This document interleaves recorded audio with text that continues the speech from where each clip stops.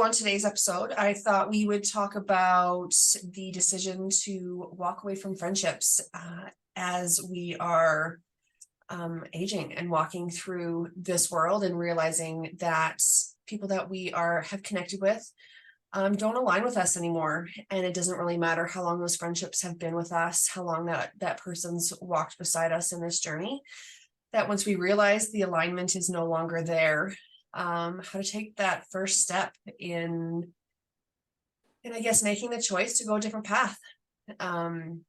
Recently, within the last 18 months, I've had to walk away from two friendships. One was my best friend from grade 3. We've been friends for 28 years.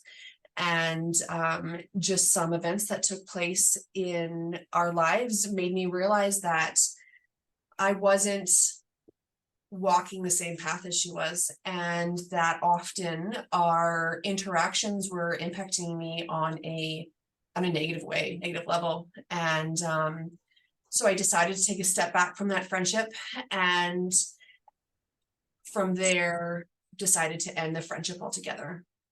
And I think that's probably been the toughest experience for me, because you grieve that friendship, even knowing that this is the best choice for you. It's my person. I talked with her every day, multiple times a day, whether it be on text message or phone, or seeing her a few times a week, to no longer having this person with me. And that was really tough. And then actually within the last couple of weeks, I went through a similar experience and realized that it was actually someone I'd met online. And it became glaringly obviously recently that we really have no idea who people are until we meet them in person. And after some events took place, again, I just realized that our paths don't align, and I had to take a step back and walk away from that friendship as well. And it's been hard. The recent one, I've been dreaming about her every night, and sitting down to reconcile. And in that dream, it just feels gross and heavy to reconcile. But I yearn for that friendship because, again, I talk to her every day. That my best friend was from 28 years was about a year and a half ago. And the one I just recently walked away from, her and I connected for the last 2 years. So she almost kind of transitioned into that person that I connected with daily. And now I'm kind of left connecting with myself. And that is always scary because I'm just left with my own thoughts, right? And having to navigate and work through. I have my person to talk to, but it's really shown me that I need to work on my own shit, on myself, without the voices of other people, opinions of other people. And it's been a tough one. It's been a tough one for me. So that is kind of what I've experienced. And chatting about it, Tammy, you've said that it's something that also you've recently gone through and are also navigating. And just kind of funny how the universe works, right? We bring a topic, it aligns, and yeah. Mm-hmm. Yeah, I had a very similar experience, Steph, long time friendship. I think too, I gotta say, first and foremost, I know that I've grown, like, especially in, say, the last 6 months, really grown. And my energy's different. I'm not the same person I was back then as I am now. But the circumstance, she did me dirty. I don't even know how to say it any other way except for that. Like, she showed me who she really was. And instead of me arguing with myself about, oh no, that's not what she did, blah blah blah. No, I took a step back and I really looked at it and had some clarity about, yeah, she just showed me who she was, so I better believe her. So for me, it was the uncomfortableness, even thinking about having, like, picking up after that blow up with her. I it was a struggle. It was, and I reached out once, and I totally just got smacked down again, and then I accepted it. But I think it's the energies of, I don't want to be around people that create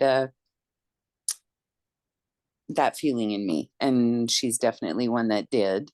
On the other hand, at being 61, almost 62, making friends, it's not easy. It's difficult. Like, I don't know. I have lots of acquaintances, but I don't have that one person that's close that I can share everything with. Like, I don't. And it's actually left me with that part of me doesn't want to trust as much anymore, because I thought I knew her, but I obviously didn't. So I totally get the grieving part, the loss, the the absence. But the one thing that I do remember is trying to always, in the last over a year and a half of our friendship, trying to fit in with her life, and that didn't work.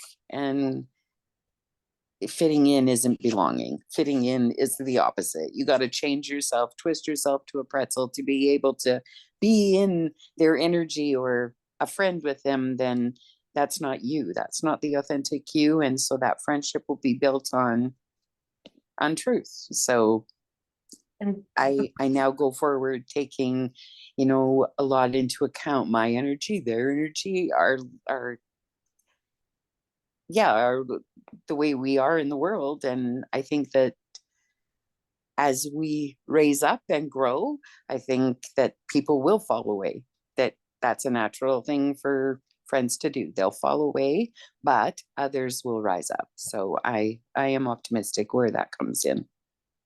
the part that you said, picking up and moving forward, that's what Mm. I'm most is the move. I know deep in that this friendship doesn't serve me in a way. When I say serve me, I almost feel selfish for saying it, but I need to like protect my serenity. And when it's not serving me in a positive light, I need to move forward. But I'm struggling with the moving forward part. And that's probably a part I need to address, which I'm just avoiding right now.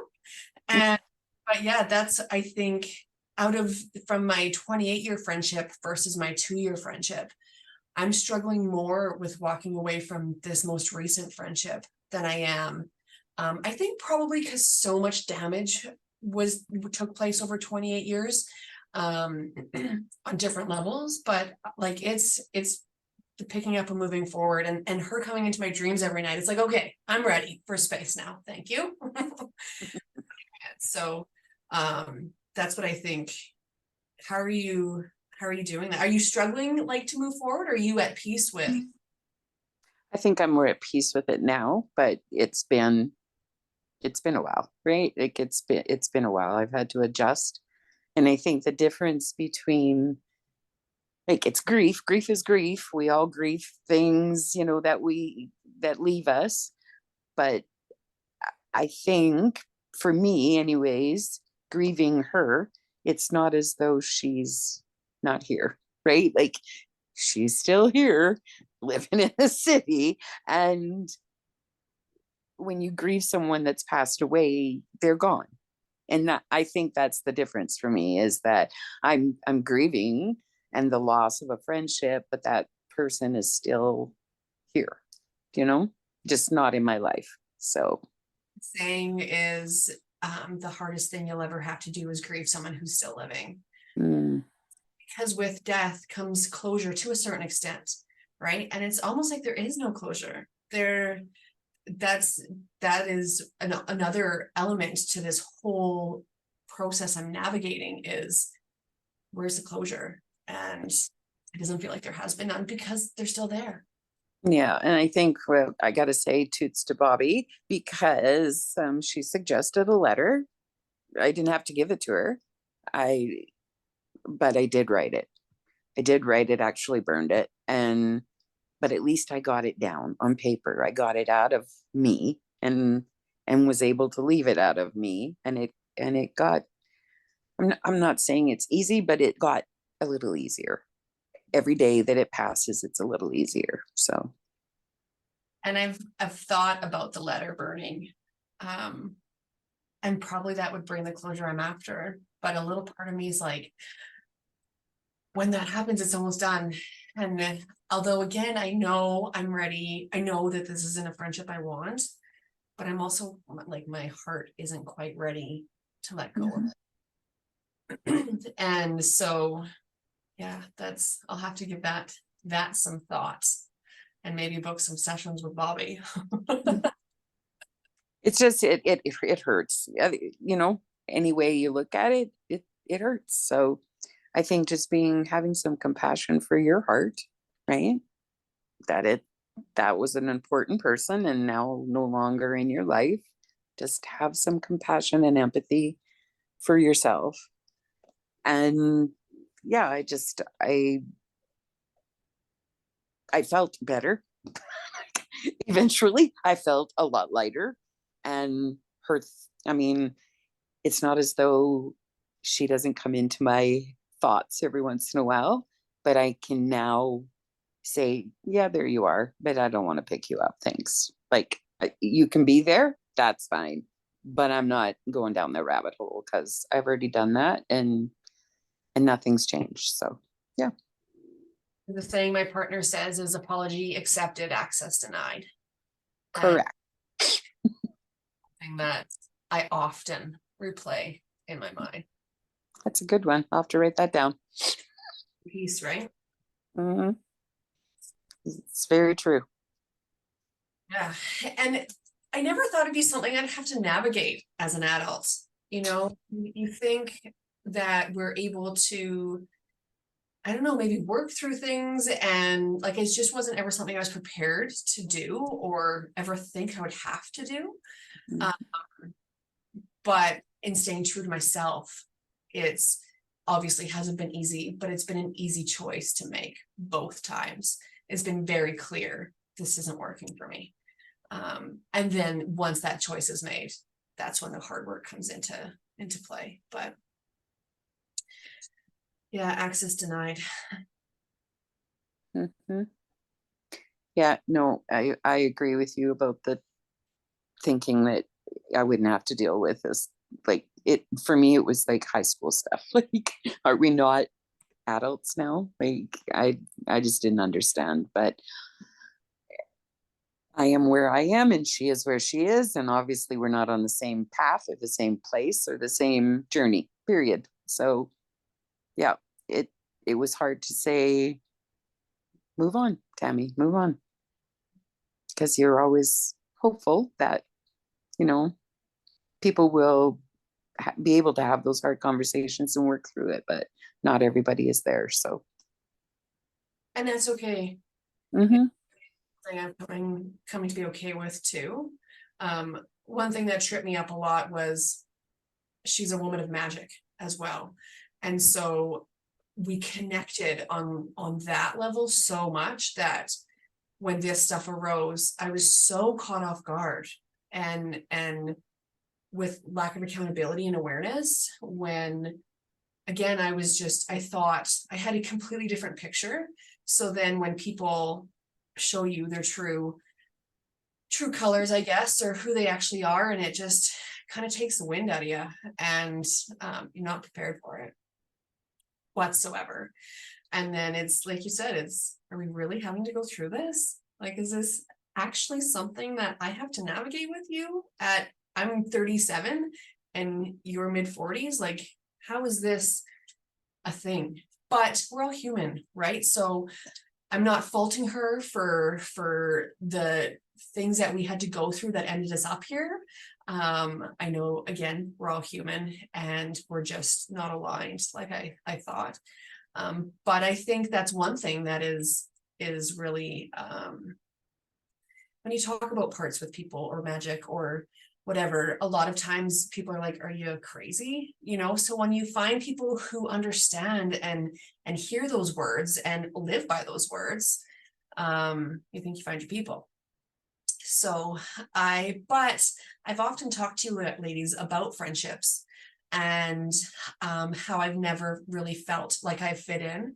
And then there's some women around me locally where I don't connect with, because I think it makes it real, that friendship, you know, and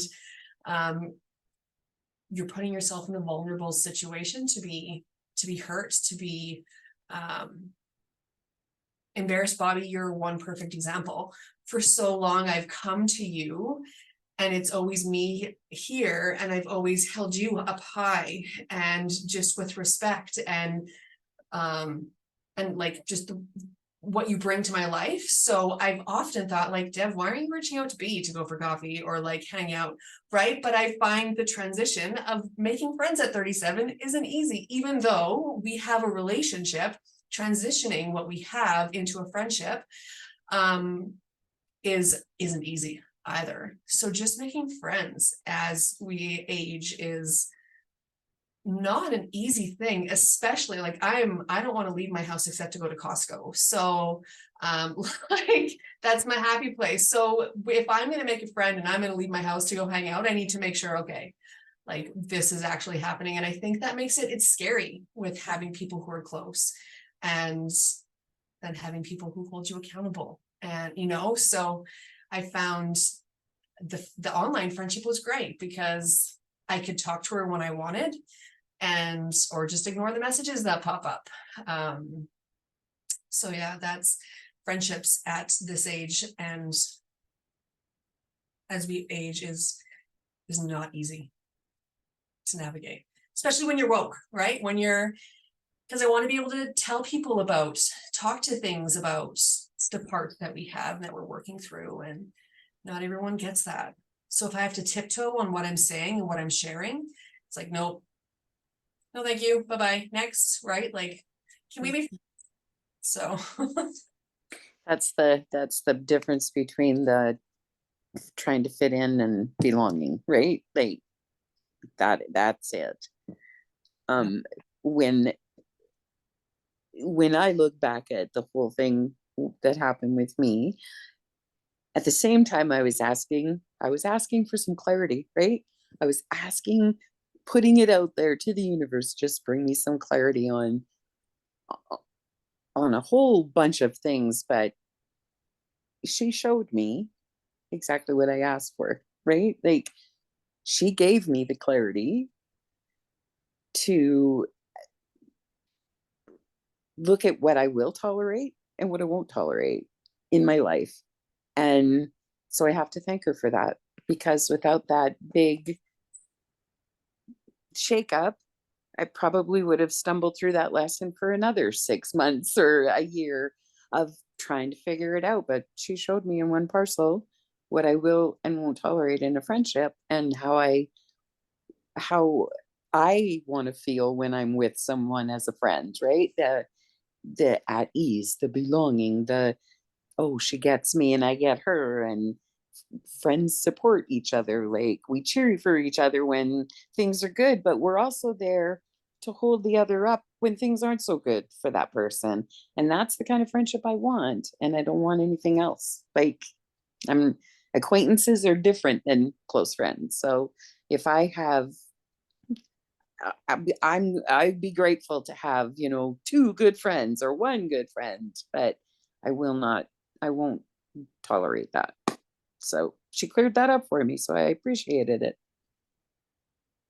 I think a lot of it isn't, not a lot of it, but it's not all to do with in how we're treated within that friendship, but also the choices in which they're making outside of our friendship. I heard once, how you do one thing is how you do all the things.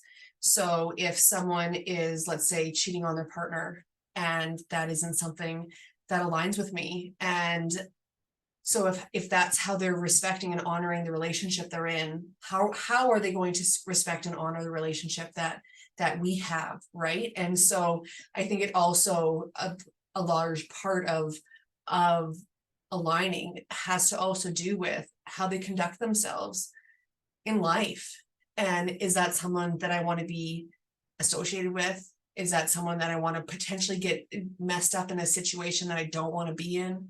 And there's so many things that come into friendships, and like the dynamic of it and how it impacts our life, that I think it's important for us to remember it's not only to do with how they treat us, but in general, right? I think we need to, it's tough one to navigate, because if it doesn't impact our life directly, then why are we worrying about it?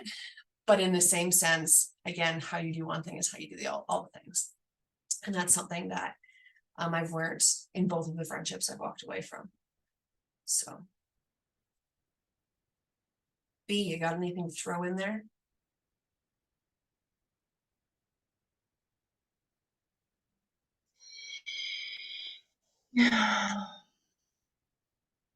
What keeps coming up for me is a conversation I've had many times with myself and a few times with others. But why is our primary relationship the person we're fucking? Why is that the one that gets all the play? I'm going to use that word because that's funny. Um, because in this process of waking up and completely revamping my life, not particularly through choice, um, I've watched a whole bunch of relationships fall away and really watched the dynamics of how I show up, how they show up, um, patterns, triggers, traumas, glimmers, like watch the whole thing. That's what I do. Um, and to me, they're not different. So the only thing that's different is I happen to only have sex with one of my relationships. And so, and in that, I've learned I would probably be quicker to show you my lady bits than I would my heart. That's just true for me. But I've watched the dynamics of, I can feel my body shaking. I've watched the dynamics of showing up in relationship, and it's intimate. It's real. It is if you let it be. And so, you know, I can think of the female friendships I've had in my life where it's like they walk in the door, they're happy to crawl into my bed, and we'll just sit there and snuggle and talk about life, and the kids just kind of play around, and that's just the way you do life. And I can think of other relationships where it's like the proper cup of coffee and we're just gonna sit and have proper coffee. And I'm not saying that some of my proper coffee havers aren't as deeply intimate as the people who will crawl into my bed.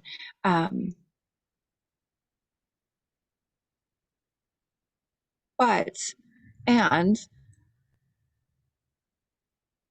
there's a depth and an intimacy and a presence and a reverence from me when all the roles and responsibilities fall away and we can show up raw and real.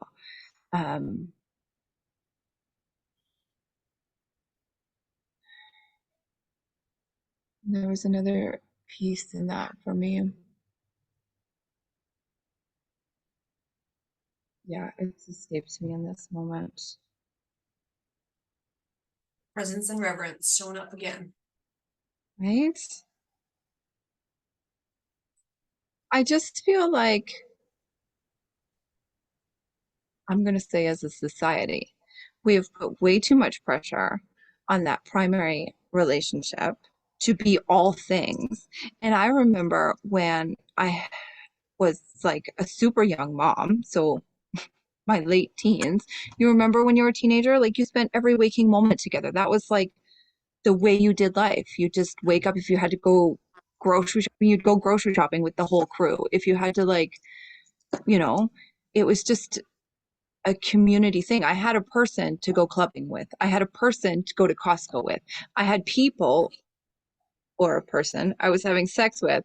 I had um different roles were filled by different relationships. And now it's like, since I got married, He's my Costco, he's my sex, he's my cuddle, he's my poor dude's got to be everything. And quite frankly, he sucks at some of those roles. And I suck at some of those roles. He tries to share memes with me, and I'm like, I'm not your person for this meme. Like, send that to someone else. I don't think it's funny. Sorry. He's like, it's funny.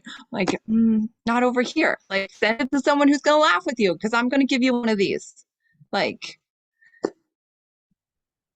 and at 42 years old, now that my community isn't readily available. Everyone has families and lives and jobs and dumb shit that we do all day that actually probably shouldn't even be on our list of things to do.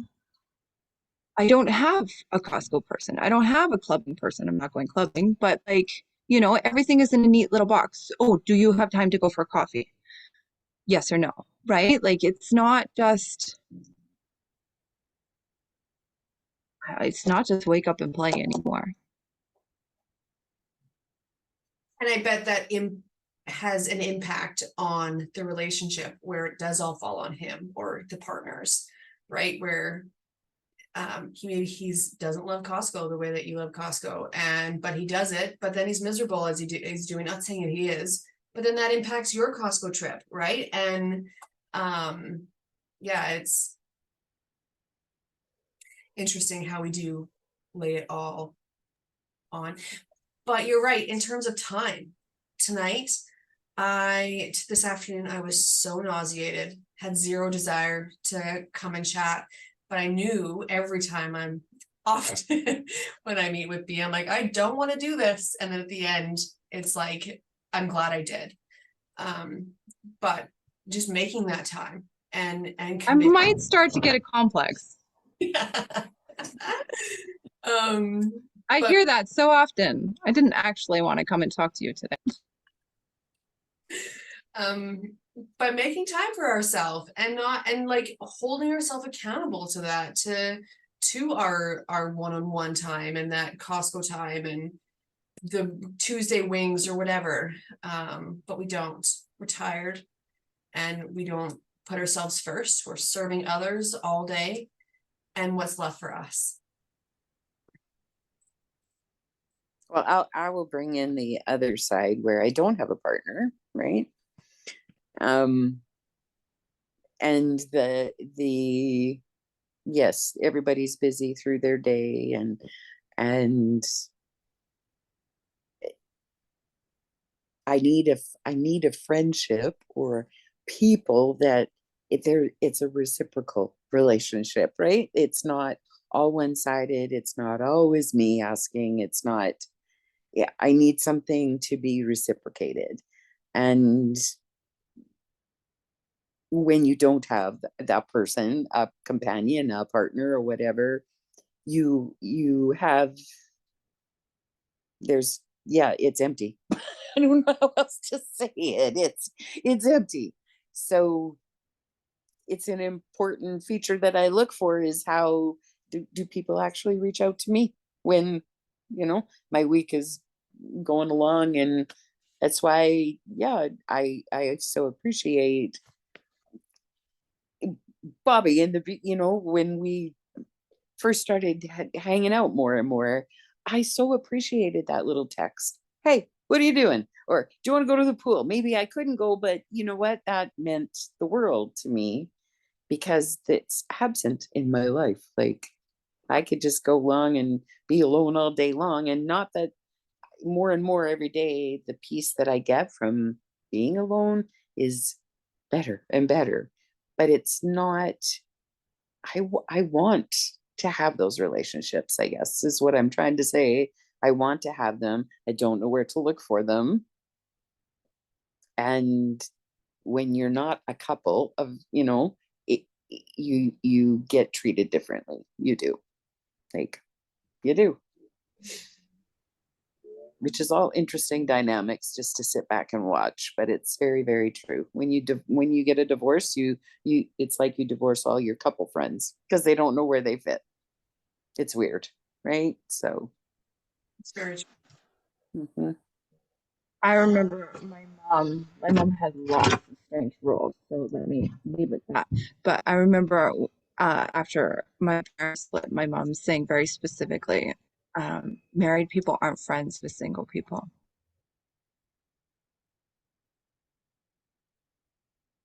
And I choose not to subscribe to her way of living because my single people are some of my favorite people. They're the most available people.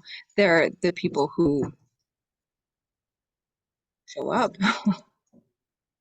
And you can always just show up at their house and lay on their couch and it's quiet. Anytime, Bobby, anytime. Mm-hmm. A door is always open. You too, Dev. Anytime. But yes, it definitely, yeah, I feel that society kind of just puts you in categories, right? And it's up to us to bust through the categories. Like it's up to us to break down those walls because society tells a lot of lies, a lot of bullshit. And it's up to you to decide whether you're going to believe in it or not. And yeah, more and more I don't believe. No. I've never really thought about that in terms of friendships within marriages, but looking at it, just thinking when I left my husband, all of the friendships we have, I'm not friends with a single one of them. Mhm. Not that it's their job or their role, but nobody reached out to say, hey, is there anything you need? Is there anything, how you doing? How's navigating life as a single mom? You know, my ex-husband works rigs, so he's gone a lot. So it wasn't a huge transition, but it was still doing it on my own. And yeah, I never really thought about that before.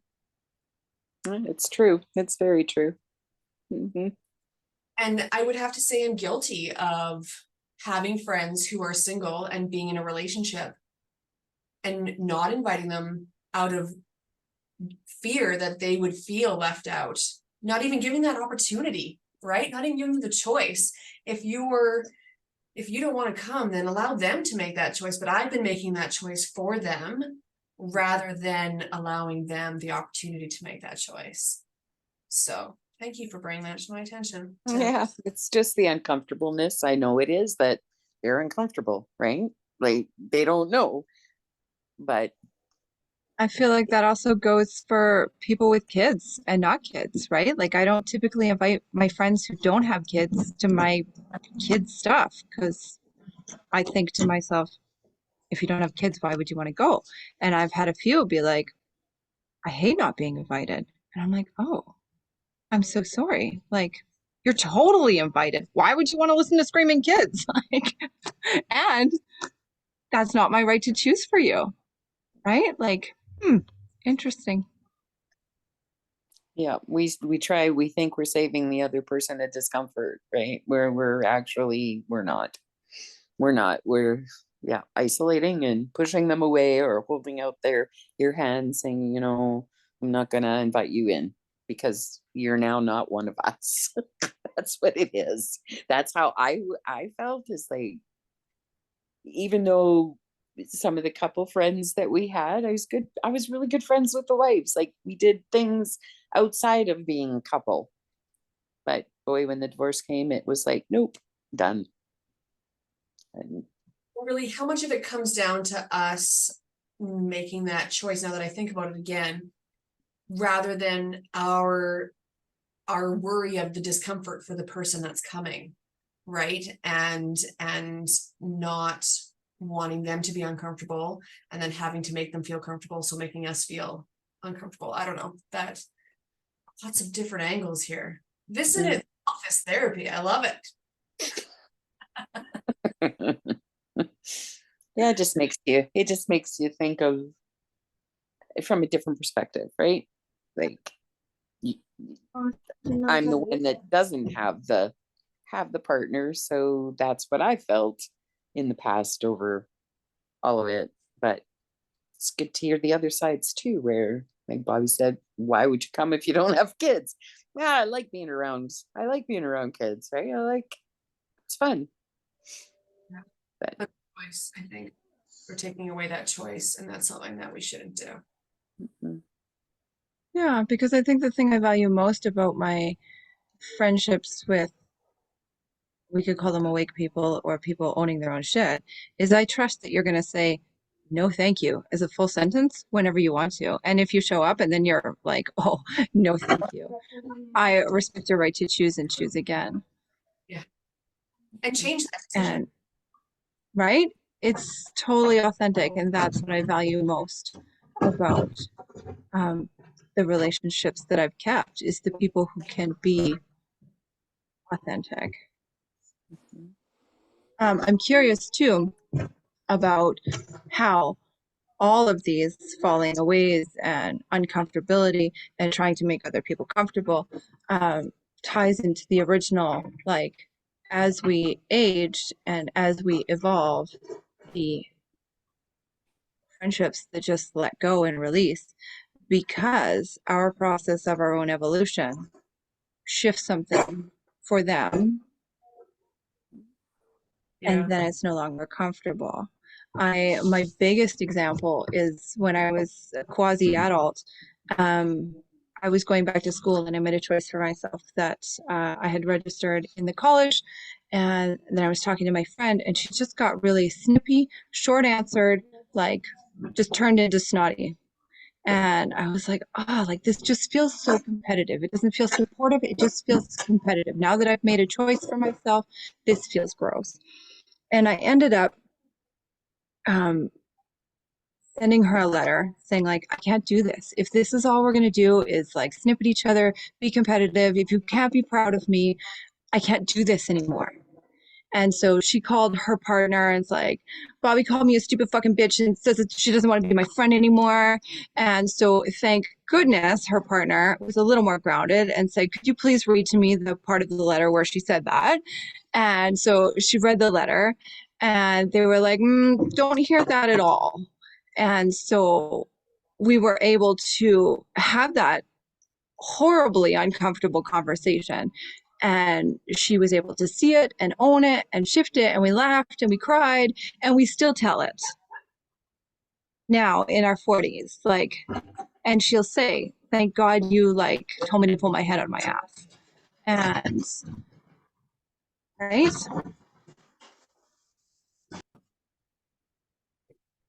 I think what I struggle with is figuring out, do I invest my energy and time in saying, hey, like, what are you doing? Because this is not working for me, or this doesn't feel right for me, or this isn't aligning. Or when you were like, what made you decide to write a letter versus just saying, no, I'm done?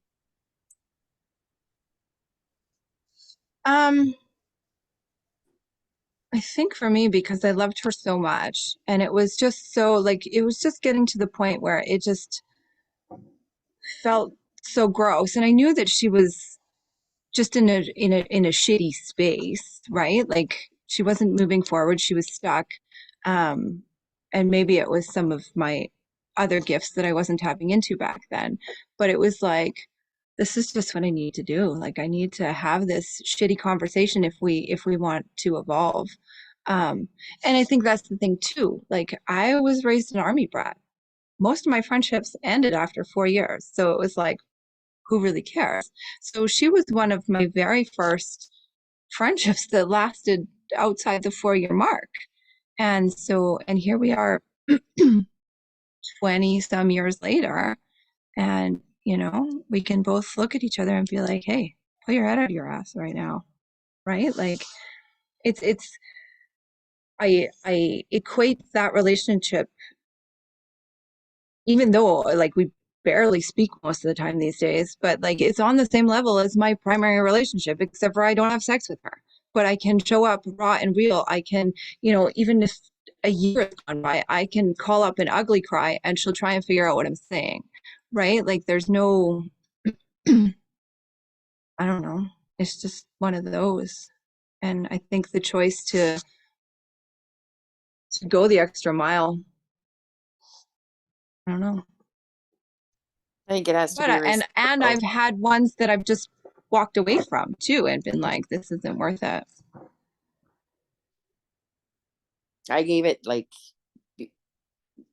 it is the ability to have those hard conversations. absolutely. But you need to have the other person needs to want to have that too, or on the same level to be able to. And yeah, and I'm just so done banging my head against the wall over things that I have no control over or that I cannot change. And so yeah, that's she showed me who she was, and I accepted it, even though it hurt, and it's still healing and mending and gets poked every once in a while, but overall feel much better than just having silence and waiting and hoping for her to acknowledge me. Like that feels shitty. So right there, that says that I'm not as like, the importance of my friendship wasn't the same as the importance of her friendship to me. So yeah, time, it heals all wounds. It does. Authenticity. Mhm. It's not there and you just got surface level. It's not gonna work. Right? And I'm too old for the fucking silent treatment. Oh, amen. Amen. Like, Mhm. homie, don't play like that anymore. Like, that is totally disrespectful. Tell me what's happening for you. Tell me what I just triggered. Tell me what bomb I just stepped on. Be real and vulnerable with me, because that's how I'm showing up. I just told you how you're hurting me. Hear me. Otherwise, get out of my sandbox. Amen.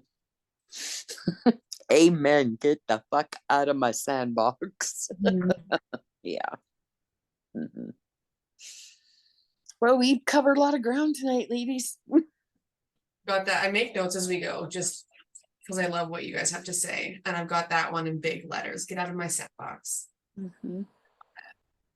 I love it. I love the ability to just have easy conversation amongst us, right? Like, oh, it's a sweet spot in my life, right? Just to show up, be me, and it all meshes. So appreciate you gals Absolutely. a lot. Sorry, go ahead. I read something today and it was the spiritual path wrecks the body and afterwards restores it to health. It destroys the house to unearth the treasure, and the treasure builds it better than before.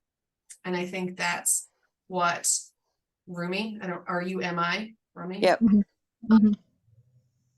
That's what we're doing right now. This is part of our spiritual work, and it's fucking breaking down only to build something more. And a part of me is like, I don't want to put in the work for the more beauty, right? Like I'm just like G therapy. Like, I don't know if I want this work, but every time I have a session or every time I meet a new part, you don't regret it.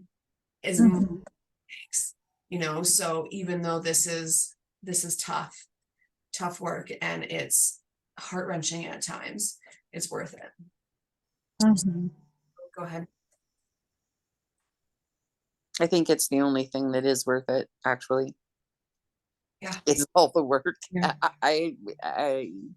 Yeah, because you can go through life with a box on your head and conform to all the rules and be miserably unhappy and resentful, or you can just show up and be you, and the you that you are when people meet you is the real you, right? That's what I want. I want to meet the real people. I don't want the pretend. I don't want the box. I don't want the I should, the shoulds, whatever. I just want real. That's it. I can accept all the messy real. It doesn't matter. Just be real. Yeah, absolutely. My word of the year is intentional connection, and this meets that on every level.